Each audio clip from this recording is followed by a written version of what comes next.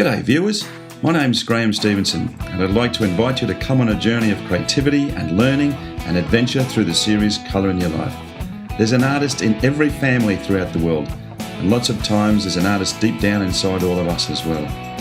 So grab your kids, your brothers, your sisters, your aunties, uncles and mums and dads and come and see how some of the best artists do what they do.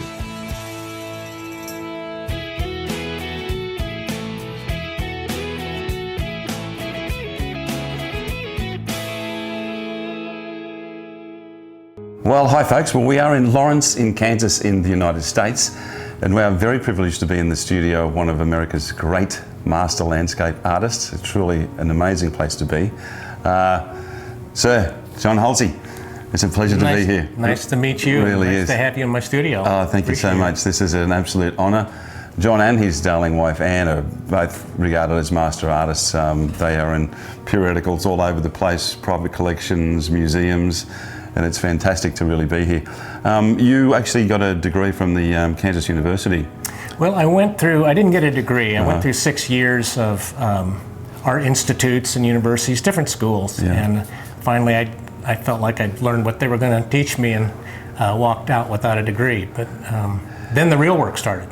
Yeah, and you've had a whole life's history. Yeah. I mean, you and Anne actually just basically painting and being in New York for some time as well. That's right. Setting up a studio in Brooklyn, if I'm correct, on the Garrison. Hudson. Yeah, Garrison on the Hudson. Yeah. Going from there, and then in 1990, sort of making the decision to come back to Kansas and then literally build. And honestly, guys, it's probably one of the most magnificent studios I've ever been in. Anne's on one side, you're on the other. The office is upstairs and you live downstairs on a magnificent property that these guys have put together, and it's just truly fantastic. But as I said before, John is one of America's great landscape artists. I mean, his use of colour, which we're going to go through today as well, his sunsets, the property that John and Anne actually have is literally a Disneyland of pictures itself. In any sense, isn't it? You can walk out the back and there's ponds and the sunsets are magnificent. But we're going to talk more about John's career as we go through the day, and we're going to learn a great deal today. It's going to be an amazing trip. So I'm going to get out of shot as I normally do, and I'm going to let the master take over. You're too kind. Thanks.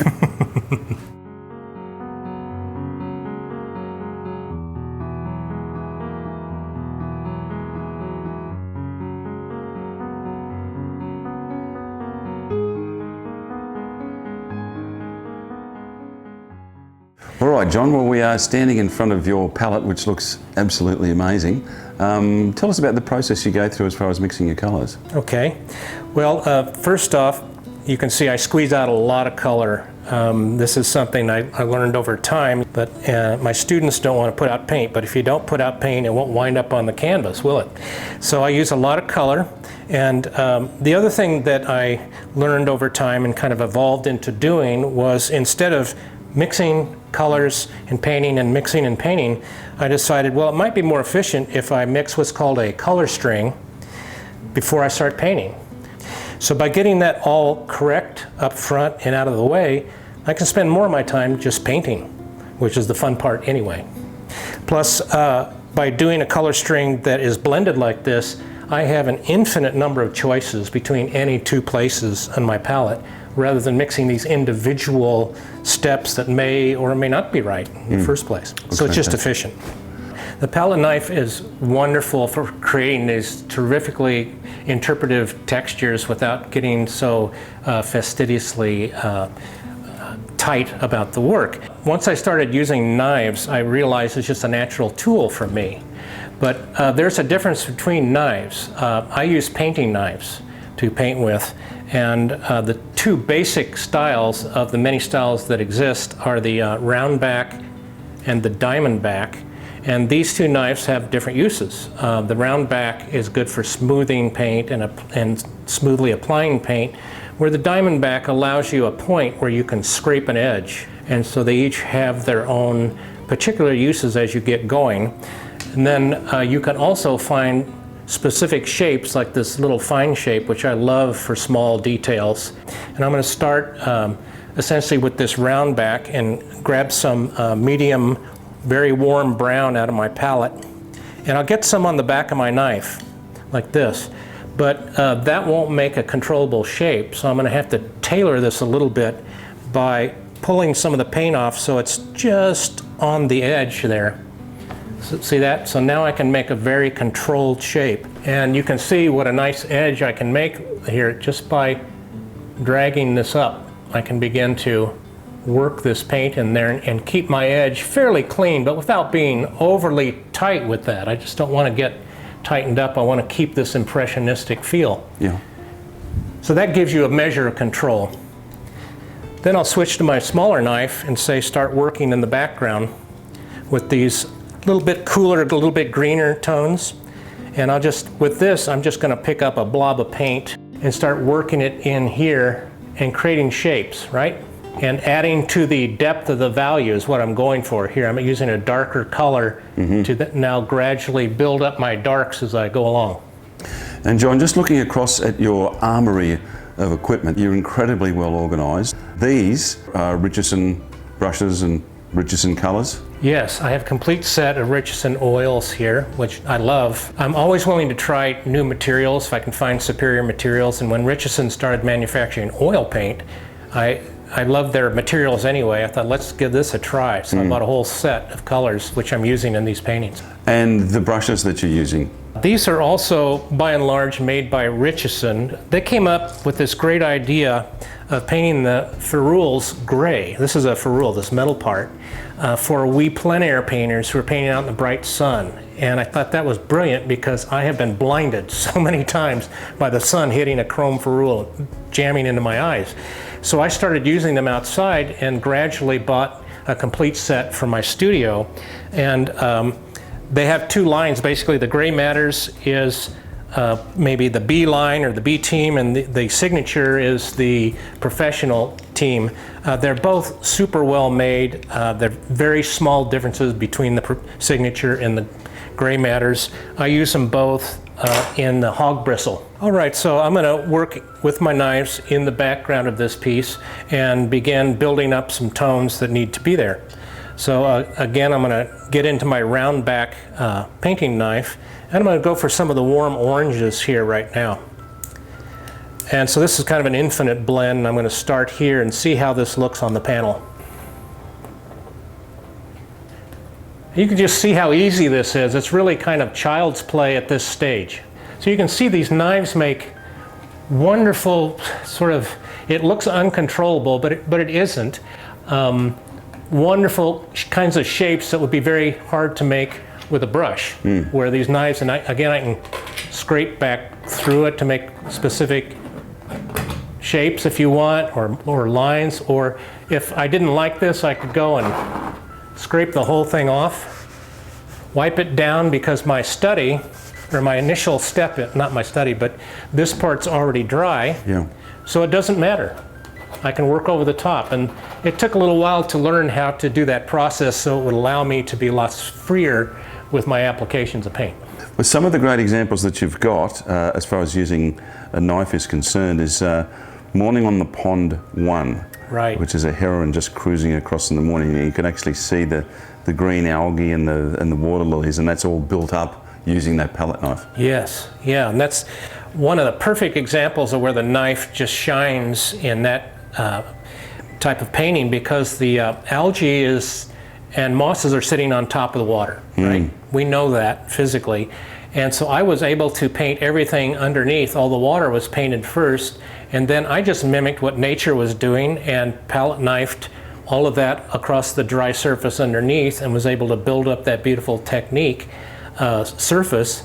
So then the painting is actually mimicking or doing the same thing that nature's doing. Worked really well. Done it beautifully. And then on the Pond 2, which is obviously using the palette knife as well, in the same way. Yeah, just building up colors. And what is not apparent from a distance in these paintings is the up-close conglomeration of paint. Textures and colors are really wonderful. So. Yeah, and it's brought out really well in the picture Return of the Orioles, the rainbow colors within this. And then there's this tactile, three-dimensional aspect that you get with your work because of the knives that you use. It's just amazing, it really is. Yes. What I want to show you is the next step in working up a painting like this. Because the knives are so imprecise and tend to make marks sometimes that I don't want, I need kind of a roadmap of where I'm going to make my strokes, a loose roadmap. And so I use an oil pastel crayon for this. And this is so much better for me than, say, charcoal or graphite, because it will dissolve in the paint thinner that I use anyway. So what I'm going to do is transfer these tree marks, or these tree shapes, down into the water, which is, as I said, now dry.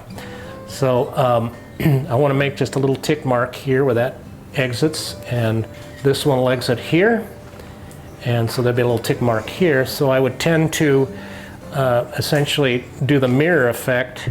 And I'm also looking at my watercolor here for how this works.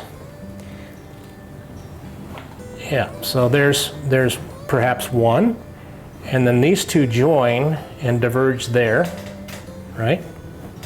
And you can see I don't have to be very precise about this. I can be as suggestive or loose as I want, because honestly, by the time the knife goes on, these will be slightly different anyway. We'll take that over there, and then another one comes up here, and so forth. And the same thing happens up here with this tree, where if you're bringing branches over the water, so you can do this kind of a thing, and you'll know exactly, get the shapes correct, and then you can have a lot of fun with the knives and work very quickly, because you've got your roadmap on here, and you don't have to constantly look back and forth to your reference. One of the things that really stands out in your work, John, is your extraordinary skies and sunsets. They really are quite mind-boggling. And you've got a piece called Dawn Harvest 2, and then Enlightenment, which is another piece. And you know, do you just stand there some evenings with a camera and look at that? Yes, I do. I photograph, but more importantly, I'll do a little oil or watercolor study. And so it takes a little preparation. I have to plan to be outside painting for a while. Okay, now that particular knife you've got there, I mean, has that got a name, a specific name? It probably does. I call it the little skinny knife. The thin round one. Yeah, the skinny knife. But I don't know what the manufacturer calls it. They usually just give them numbers in the catalogs and things. Now, another one of your claim to fames, apart from being a recognised master artist through International Artists magazine, is that you also made the front cover of Time magazine with a picture that you did in the 80s of Maggie Thatcher. That's correct. That's great.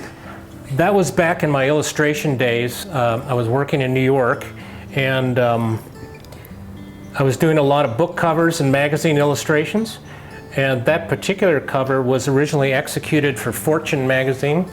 I'm not sure if they're even around these days, but they had killed the cover. They didn't use it, and the Falklands War was happening. So I think Anne essentially said I should send that into Time magazine as a print and see if they'll use it, and lo and behold, they did. Yeah, no, it looks amazing, and you've actually got a couple of websites. The address for your personal website is johnhulsey.com, one word, John Hulsey.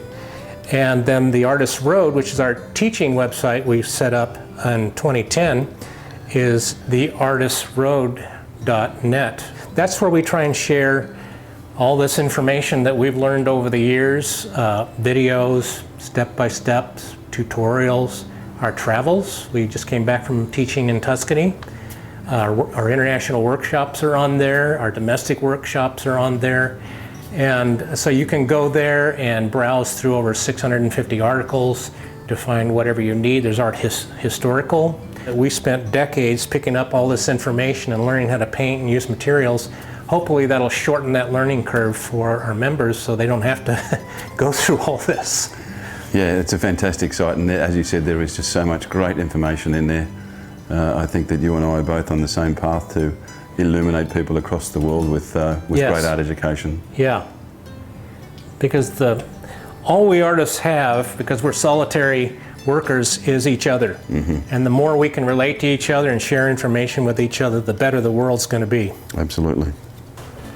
Now I'm going to draw some of the branches on here.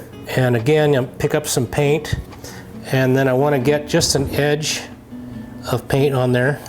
You know, I want to wipe the other part off. And so this might give me a nice line. Let's see. You can see it's a little unpredictable what you're going to get. And I like that. I like that aspect to it. Some of the pieces that you do are very dominant towards the higher part of the horizon, and pictures like Summer Storm too. And you know, saying that, living in Kansas, I mean, you would get some very dynamic cumulus. Yes. Cumulonimbus clouds around here. You know, you get this is a tornado area as well. Yeah, you're right. We live in the sky here more than anything else because our horizon's fairly low and flat in many places. So a preoccupation with the sky kind of comes with the territory. Yeah, even the piece Storm Clearing. I'm not sure if there's a tornado gone through after that, but it still looks fairly ominous. Right before. Right before, there you go. Sometimes I'll go out before tornado or right after tornado, after looking at the maps, the radar and everything, because you don't want to walk right into one. But if you know the track of the storm, you can be a few miles off of it and be safe. The violent storms just tear the clouds up into shapes they don't normally make. Yeah. And those shapes become really interesting for paintings. So yes, it could be a little risky, but not if you're smart about it. So I'm mixing up some more of this color for the water. And I'm going to make this a little greener this time. In fact, I might even pull a little bit of this sap green in. I normally like to mix my greens from blues and yellows. Sometimes a little bit of a tube green can just give you a little extra boost that you need. Let me grab another knife here. Here's a nice big fat one. We'll try this fat one. See how this works. There you go. Sometimes I just try the knife just to see what it does, you know. Oh, that looks good. That's putting on a lot. That's good. And you've actually got some books out. You've got one in oils called Nocturnes, which would be difficult at the best of times, I would say. And then you've got another one on watercolours called A Field Guide to Plein Air Painting, which is a fantastic book as well. They're both packed full of information that I think a lot of people would definitely like to get their hands on. So these books are basically like introductions to, if you're going to paint outside in watercolor, what tools do you need? What kind of paints might you use? What kind of pochade or easel might you use? And then how to go about figuring out how to work out in natural light if you've never done that before, which is a big step. So now I'm just taking a brush and kind of distributing and smearing around and making some shapes here in the water. I'm just doing it kind of here and there, and the other thing the brush can do, I know we've talked about this, is take paint off. So you can take a bristle brush and a little thinner and actually push a hole in your paint surface. You can sort of see with the water how well you do the water as well with the piece. Yeah. Chiaroscuro. If I pronounced that correctly? Yeah, the chiaroscuro. Right. Good Italian word. And you can see the levels and the lines of the water, how they interact with the plane at a right angle all the way up through that piece. It's just wonderful. Yeah. In the teaching that we do, I'm always trying to encourage my students to try these things and serve as a coach and a guide for getting out of your comfort zone and trying to work with effects that maybe you've never tried before. And that's one of the great benefits, I think, of being in a class where somebody can teach you and give you the opportunity to try things. And part of the joy in coming here today was also meeting your lovely wife, Anne, and she is also an exceptionally brilliant artist. I mean, you've got a great relationship for 45 years with each other, painting and travelling, which I think is a wonderful way to lead your life. And you've got a picture that you've painted of her called Catching Snow, which is really just a beautiful piece. I think it indicates the love that you have for your dear girl. And then the Queen of Snows, the light coming through her hands and the light on her face. Incredibly well done. Well, thank you. And a wonderful woman too. Anne loves to catch snowflakes on her tongue. Yeah? And that's where that one painting came from. That's great. And it's so childlike too, and I just thought, oh, that's wonderful, I need to do a painting of that. So now I'm really getting much thicker layers of paint on here in the water, which is fun. And I might do a little correction here and here, like that. Pull that out, there. So you can kind of see how that, you can always come back and restyle things with these thick amounts of paint you can lay right over the top of something like that Yeah. and make it go away. So there's this process of thin washes, thick applications, scraping back, applying over the top. It's almost like plastering sometimes, but it's a huge amount of fun. If people want to find out a lot of this information, they can go to your website, theartistroad.net. You've got so much information in there. Be silly not to go on and have a talk to you guys. Yes, there's a lot of information. Well, there's 2018, there's 8 years of information on there, and we've been adding new content every single month. And also your workshops as well. I mean, you go to some wonderful places, and it doesn't matter whether you're in America or not. No. You can always meet John and Anne in these wonderful locations they go to just by simply getting in touch with them. You can get on an aeroplane no matter where you are in the world and fly in and be with them for the week and learn some amazing things. Yeah, and have some fun. Yeah. We always have a really good time in the workshops. We scout them in advance. We're familiar with the place. We've painted there before. So you're in good hands in that regard. Well, John, we have actually had a fantastic day with you. Learned so much and seen your amazing work and the work that you do with knives, spatulas, palette knives. It's been incredibly interesting without a doubt, and because of the beauty of editing, as you can see the finished painting right now, and it looks just amazing, as all of your work does. But really like to thank you for having us in your studio. We've had a great day, and thanks heaps. Well, I appreciate you all coming. This has been a thrill for me to paint for you and to be able to talk to your wonderful audience and explain what I'm doing. It's a real honor. Thank you. Thank you very much, John. All right, guys, a fantastic day with the wonderful man in Lawrence in Kansas. It's like, are we still in Kansas? Yeah, we're still here, man. That's great. Thank you so much. Good to know you. Yeah. We had a great time. John's obviously an amazingly talented man, as is his darling wife, Anne.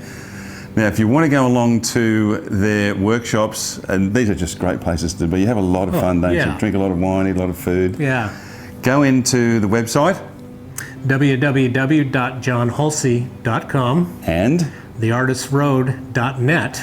And if you want to see some of Anne's work as well, it's annetrusty.com. Yeah, come in and have a look, guys, because they're an amazingly talented couple.